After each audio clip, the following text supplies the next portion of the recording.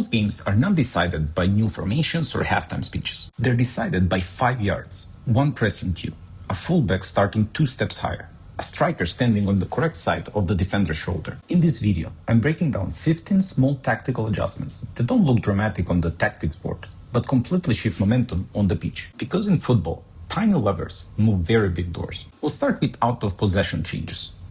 Number 1 is switching to pressing trigger. Full press is easy to explain. Press everywhere and chase full sprint. But it's unsustainable for the entire game, and it often doesn't lead to good outcome when the other team is skillful. Instead of pressing on the first touch, press on the backwards pass to force rushed forward decision. Let's say they're playing from the back. Goalkeeper to defender, you allow it. The pass to the fullback, you invite it while pressing the middle. And then the coordinated press starts, where the fullback is pressed after receiving the ball and the center back is pressed to receive the ball back comfortably, even when the goalkeeper is pressed to make the rush kick. This selective pressing gives much better outcome than constant press that will get the team tired. Number 2, striker defending on the blind side of the pivot. If the opponent builds with their 6 as a single pivot, screen the opponent's 6 rather than chasing down the ball, quietly removing their build-up reference point. Let the defenders come comfortable, but ineffective on the ball. Similar to the previous point, the pressing trigger for the striker is not when the ball is in play. It's around the time when the 6 should get the ball, either intercept the pass or follow them from behind and make the challenge. The striker can allow the pivot to receive the ball, but not to get comfortable on the ball. That's the defensive role, shifting the defensive lines 5 yards higher. If your 8 and 10 are attacking first ball, let the 6 challenge while the 8 and 10 are pressuring second balls. Adjust your fullbacks to cover the drop and compress spaces between the lines. You need to play to the benefits of your team and against the dangers of the opponents. If you want to invite long balls because your team can handle them, then push the defensive lines higher. If you want to avoid them, then drop them back. But you have to be proactive on what you want as a team and not let the opponent dictate. Winger tracking inside instead of outside. When you attack, you want your wingers to exploit the width and give space.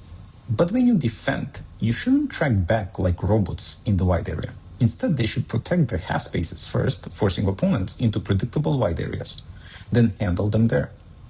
Position themselves between the opponent and our goal, delaying and defending. And number 5, targeting one opponent with relentless isolation. One more way to detect a pressing trigger is to identify the weakest ball player and repeatedly direct pressure towards them. So get in a low block where the opponents can't easily attack and must recycle possession. At the moment when one of the opponents are about to receive the ball, our entire team switches from low block to high pressure. This has to be coordinated ahead of time so that one or several of the opponents are the triggers that everybody agreed on. Let's talk about in-possession adjustments. Number 6 is changing build-up shape from 2-3 to 3-2. If our team is struggling to build with 2-3 formation at the back, then maybe we need to move to 3-2. Drag the fullbacks back and push one of the center backs up. It is likely that the opponent is pressing the wide passing lane and the pivot. But if we drop the wide options and we add that extra pivot, it changes everything.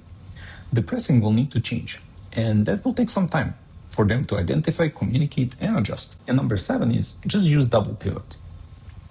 We can play with double pivots all the time if we need to. Even if we start as a 4-3-3, if the midfielders are aware of their role of dropping in and out, we can create vertical separation to disrupt man marking and open passing lanes. The 2 pivots can start like that, then vacate the space, then drop back in again. Then the 10 can be a true 10.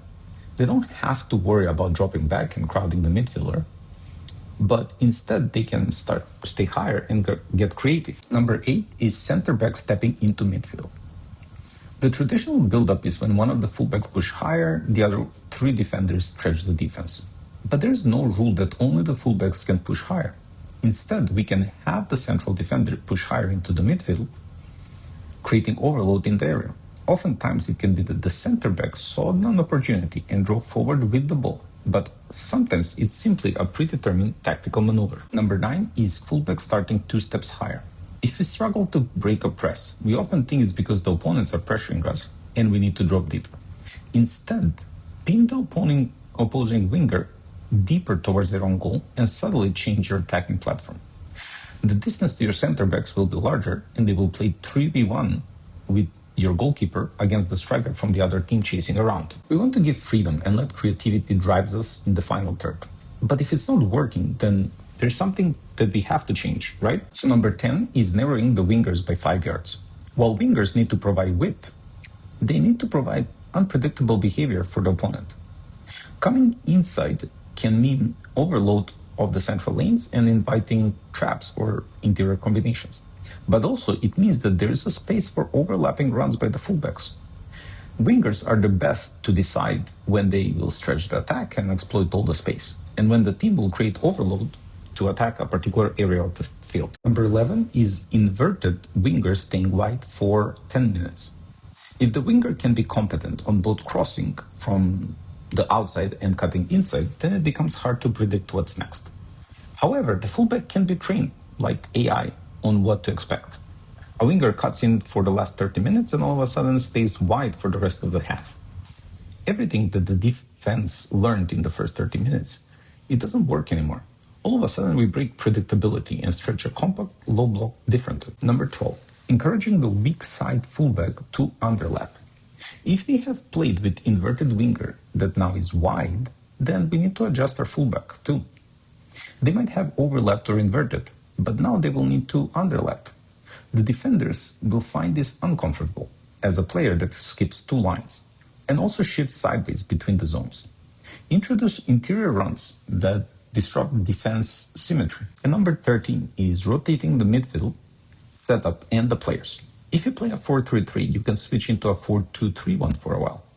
This might seem like a small change, but the roles of the 6, the 8, and 10 will throw the opponents off balance. They used to have 2 midfielder kind of forward, but now they have a free 10 that can attack as a shadow striker. And even better, change the 8 and the 10, rotate the players, so that once the defense got to know how to handle the 10, now they need to handle the 8 in the same position. Confuse defensive reference points and create hesitation in marking. Finally, let's talk about transitions and set pieces, special cases that can create big difference in big games. Number 14, delaying the counter by 1 pass. I usually want to find the opponents disorganized by doing a quick transition, but oftentimes that results in rush results from our side. Instead, recycle once before attacking to disorganize retreating defenders. The opponents will often think that they have you on the back foot. Half of them will press. The other half will start retreating, but then forced to press again by their teammates. You have to invite pressure by making them believe that they have the chance to recover the ball quickly, even though they don't. And the last point, switching marking responsibilities on set pieces. You have set your attacking and defensive set pieces, but sometimes something is not working. Sometimes you need to switch something up.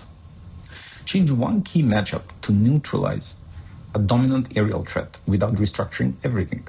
Or take one of your players outside of the penalty box to stretch the opponent.